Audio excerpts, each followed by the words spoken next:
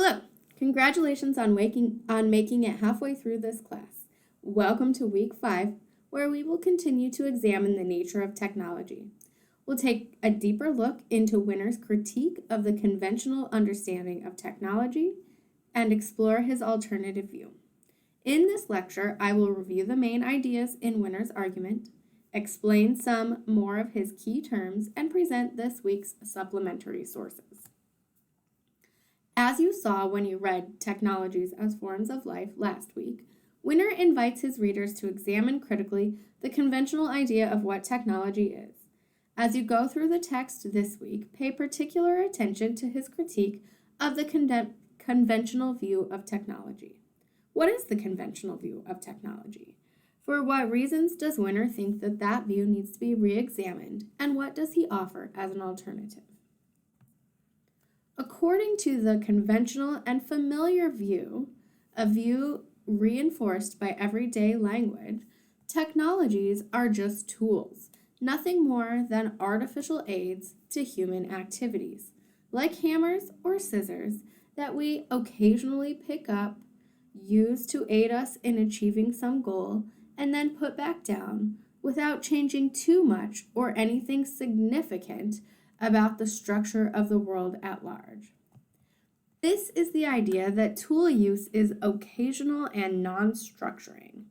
Another way of putting this idea, that tool use is occasional and non-structuring, is to say that tools, hammers, and scissors, while being picked up and put down, used for this or that, don't change the structures, social, political, economic, legal, moral, cultural, etc., of the human world, or even the structures of our day-to-day lives like our routines and schedules.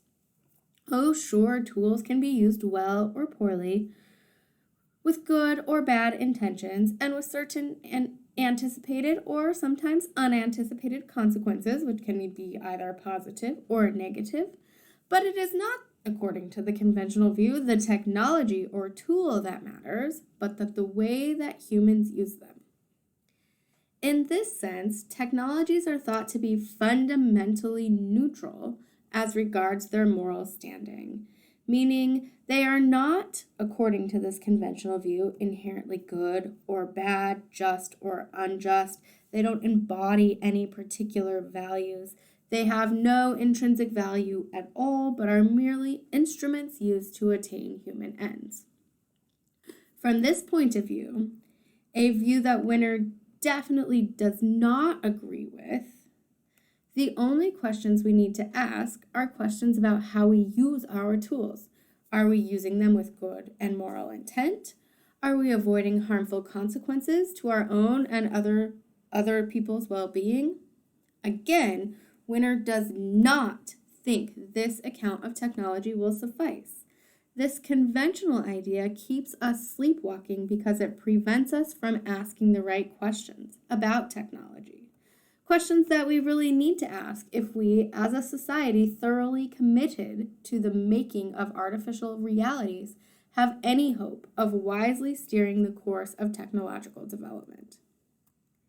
On page 51 of our reading, Winner writes, "If the experience of modern society shows us anything, it's that technologies are not merely aids to human activity, but also powerful forces acting to reshape that activity and its meaning. Widespread alteration of techniques of communication, transportation, manufacturing, agriculture, and the like are largely what distinguishes our time from earlier periods of human history." And you saw this play out in last week's documentary, Humanity from Space.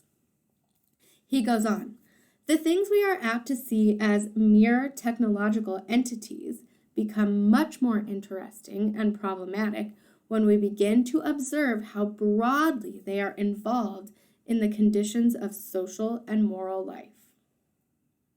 To get at these more interesting and problematic aspects of technological development, Winner presents an alternative view of the nature of technology. As they become woven into the textures of everyday existence, the devices, techniques, and systems we adopt shed their tool-like qualities to become part of our very humanity. In an important sense, we become the beings who work on assembly lines, who talk on telephones, who do our figuring on pocket calculators, who eat processed foods, who clean our homes with powerful chemicals. Of course, working, talking, figuring, eating, cleaning, and such things have been part of human activity for a very long time. But technological innovation can radically alter these common patterns and, on occasion, generate entirely new ones, often with surprising results. And so we can see that the term forms of life is closely associated with the term patterns of human activity. Humans throughout history and cultures have engaged in certain patterns of human activity. We communicate. We move from here to there. We take care of, raise, and educate our children. We provide and prepare food to eat. We buy and sell. Forms of life are the ways that those patterns of human activity are performed. We have always communicated, taken care of children, traveled from here to there, produced and prepared food, and so forth. But the ways of doing human things has become completely transformed by technologies. When technologies become the way, almost second nature, that we do our human activities, then technologies themselves become forms of life.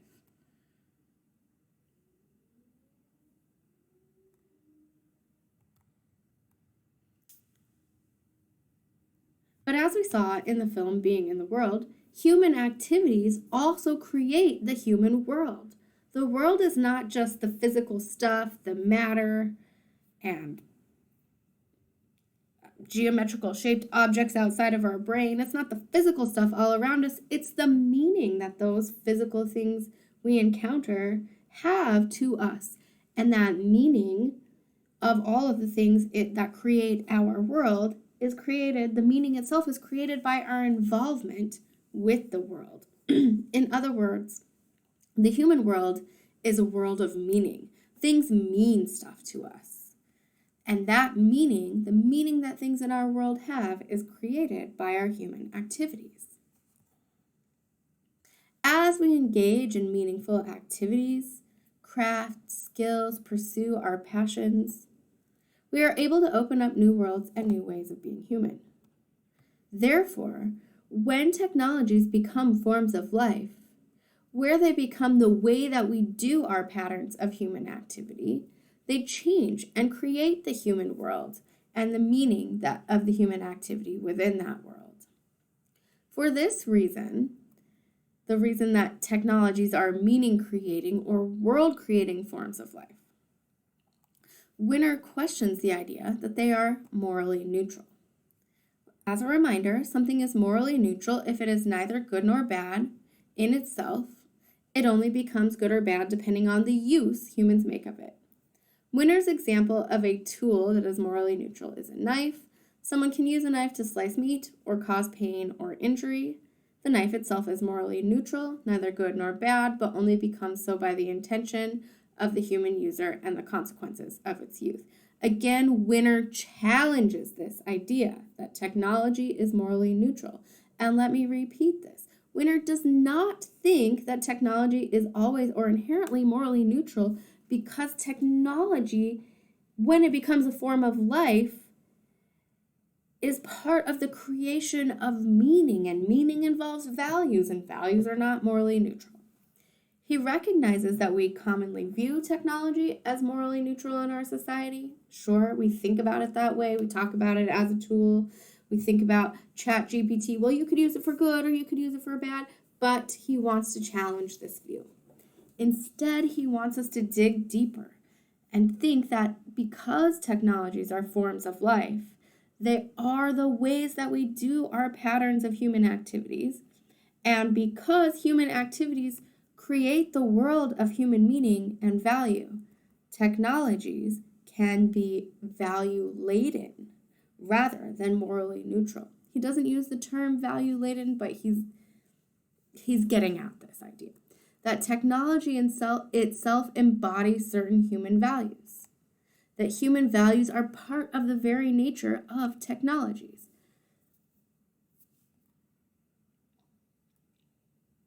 The fast food, the microwavable food embodies the values of convenience. The assembly line embodies the values of productivity and efficiency. Compare the assembly line to the values embodied by the potter's wheel or the weaver's loom. In this case, craftsmanship, artistry, the uniqueness of the project, all of those are values embodied in the technology of craftsmanship, in the potter's wheel, in the weaver's loom. And those are completely different from the values that are embodied by the assembly line. Again, efficiency, uniformity, standardization, versus patience, excellence, craftsmanship, and artistry. We could say that both the assembly line and the artist's loom are laden down with human values. Think about the assembly line. If the assembly line is not embodying the value of efficiency, if it's not efficient, it's not working correctly. To supplement our examination of technologies as world-creating forms of life, we are going to pay special attention this week to the ways that technologies intervene in and shape humans' relationship with the world of nature. Clearly, we see this question as we make our way through Brave New World. How does technology and technological development in an advanced technological society shape human beings' interaction and relationship with nature? We will also investigate several sources authored by Peter Kahn, a professor in the Department of Psychology at the University of Washington and director of the HINTS Human Interaction with Nature and Technological Systems Lab. This initiative seeks to address world trends that are powerfully reshaping human existence, in particular, the degradation, if not destruction, of large parts of the natural world, and unprecedented technological development, both in terms of its computational sophistication and pervasiveness. According to Professor Peter Kahn, who thinks very carefully about the way that technology intervenes in our relationship with nature, he says, in some sense, we think we are the most advanced culture. We take such pride in technology and advancement, but in other ways, we are more distant from the natural world than any culture has been, potentially also more distant from the human spirit. And here again, we hear the echoes of Socrates. Kahn is talking about the human spirit, care for the human spirit, and valuing that care for the human spirit over material goods and technological development. One of his main theses that we'll read about this week is the idea of environmental amnesia or forgetting, which again echoes both Winner's idea of sleepwalking and Socrates' view of the unexamined life. We're also going to listen to the NPR podcast, How Modern Slavery in the Congo Powers the Rechargeable Battery Economy. This documentary podcast asks you to expand your perspective on the ways that technologies create the human world we live in. It asks you to really dive into the complexities of the kinds of ethical, social, political, and environmental questions that we're going to have to address if we're going to live in a technologically advanced world where everyone has the opportunity to flourish or live a good human life, a life worthy of human dignity. So that's it for this week's sources and topics. Again, I ask you to work patiently through the ideas in Winner's argument and ask questions if you have them. I also hope that you find this week's sources about technology and nature very provocative and thought-inspiring and gives you lots to write about in your journal this week. So enjoy. I look forward to reading them.